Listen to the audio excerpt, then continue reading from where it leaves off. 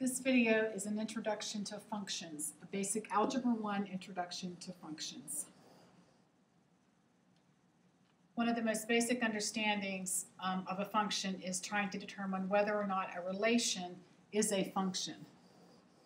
And that's what this video will just give you a basic rundown of how to distinguish between a relation or a function.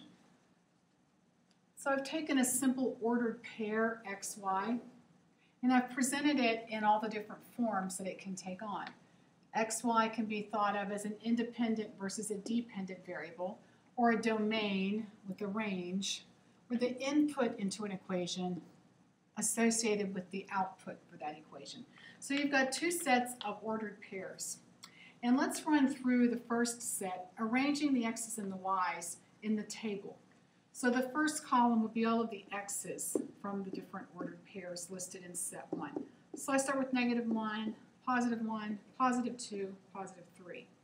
And then the associated y values, -1, +1, +1, and +2. And now let's plot the points. So I've got the point -1, -1, and the point +1, +1, 2, 1, and the point 3, 2. Now to take the ordered pairs and break it into different sets of the domain and the range, the domain is simply the set of all the x values, or the first member of each ordered pair. So the domain set, using the brackets that denote set notation, the domain set would be -1, +1, +2, and +3.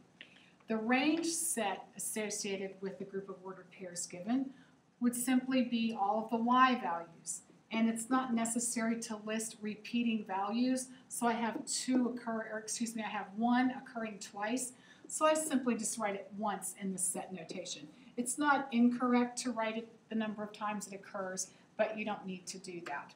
Okay, let's look at set number 2. Let's do the same thing. Let's arrange the x and y values in a table format. So I've got -1, -1, 2, and 3 as the x values. And now let's list the y values. -1, +2, +1, and +1. And now, arranging the domain values. The domain values are simply the set of all the x values, and no need to repeat -1 twice in the domain. And then the range values, just simply all of the y values. And the sets are usually given in numerical order. It's not incorrect to give them out of order, but it's a good habit to get into, just placing them in numerical order. Okay, let's graph the ordered pairs associated with the second set.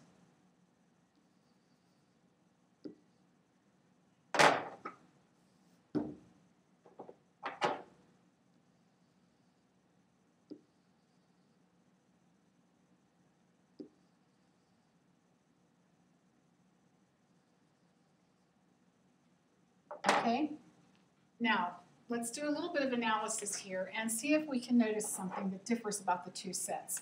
In the first set, I have no repeating x values. And this becomes important. I have no repeating x values. In the second set, I have repeating x values.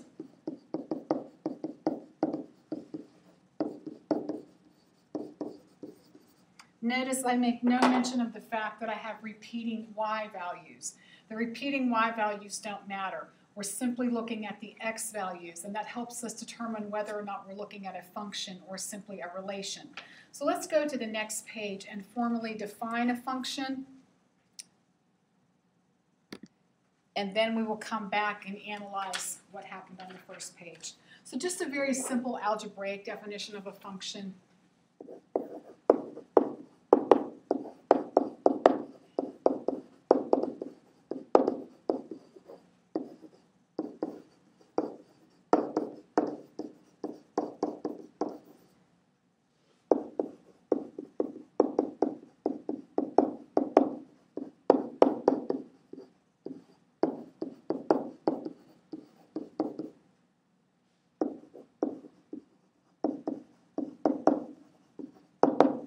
Okay, it's simply, just for a very basic Algebra 1 definition, it's a rule describing a relationship between two sets of numbers. And one of the main key traits is the first value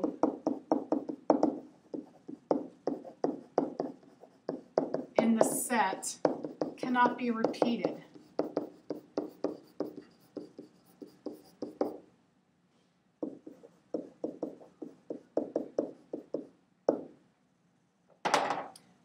Meaning that if you have, and I'm going to go back to the first screen and look at it. So a function is a rule that describes a relationship between two sets of numbers, two sets of data. And the key trait is that the first value cannot repeat throughout the set. Let's go back to the first page and look. In set number 1, I have no repeating x values. I have repeating y values, and that doesn't matter. What matters is that I have no repeating x values. So the first set of data represents a function. The second set of data, I have repeating x values. I have -1 and -1. And when -1 repeats, it repeats with a different y value. So the first time -1 occurs, it repeats, or its y coordinate is -1. The second time -1 repeats as an x value, its y coordinate is +2. So that means I have repeating inputs, I have repeating independent variables. But when the variable repeats, it's connected with a different output or a different dependent variable, a different range member. And when I graph this, when I have matching x coordinates with different y values, you can see that I have points that graph to create a vertical line, points on top of each other, creating a vertical line. This is not a function. The repeating x values make this not a function. The x values are repeating, and when the x value repeats, it has a different y value associated with it. So this is not a function. This is just simply a relation.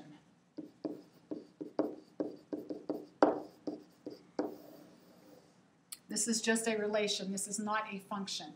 And coming back to the first set of data to analyze my plotted points, you can see that I have no repeating x values that would allow me to connect points to create a vertical line.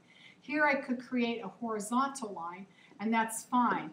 What I cannot do is create a vertical line.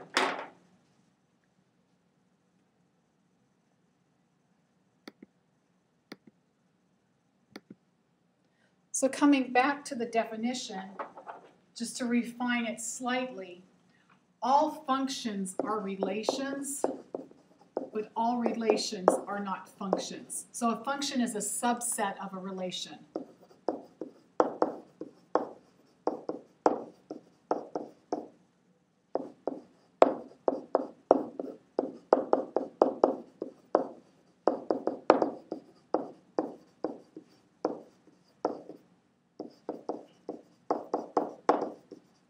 So it's important to understand the difference between a function and a relation. Okay, function notation. Here's your basic function notation. F is the most common letter used to describe a function. And then you have the variable given beside it in a set of parentheses. So this is not a value that you're going to multiply anything by. This is simply a notation. And the way you say it is f of x. And f of x is also the same thing as y in an ordered pair. So you could rewrite a basic xy ordered pair as x, f of x.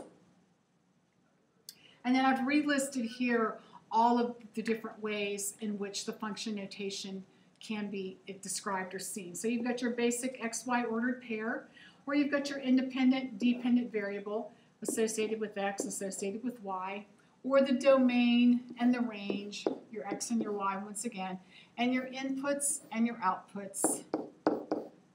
So it's important for you to understand that f of x is the same thing as y, represents it's just another interchangeable way to express y in an equation.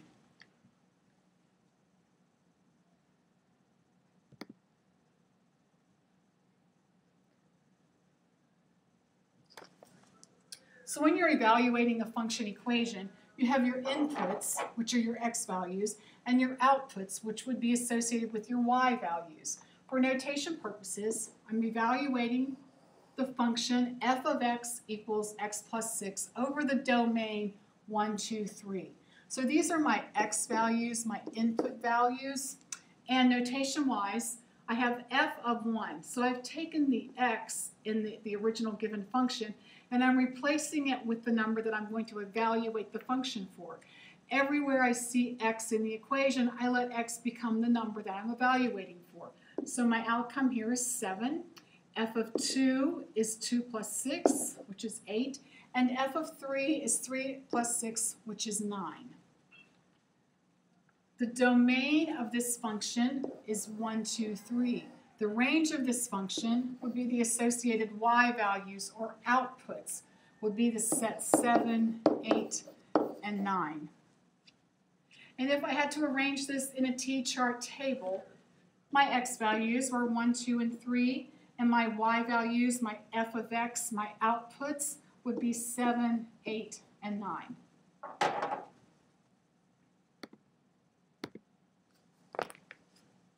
I now have a rational function, f of x equaling 1 over x plus 2, and my domain is the set of real numbers. But I see that I have a variable in my denominator, so I have to restrict my domain. The domain can be any real number except -2, and it's very important to list that restriction. So now for evaluation purposes, f of 0, I'm evaluating 1 over 0 plus 2, which is 1/2. F of 2, I'm evaluating this, which is 1/4. And then f of 4. So my range values associated with this function, and I'm going to list them in numerical order from smallest to largest, 1 over 6, 1 over 4, and 1/2, using my set notation. Visually determining whether or not a graph represents a function, we have what's called the vertical line test. And you know from plotting points, when points have the same x-coordinate but different y-coordinates, when you plot them, you can connect them to make a vertical line. So when you're viewing a graph, if you see no common x values, meaning there's nowhere that you can draw a vertical line and connect 2 points in the graph, then it is a function. So this is a function. And the second graph is a parabola, and you can see the parabola curves. So I have no x values on top of each other, so this is also a function.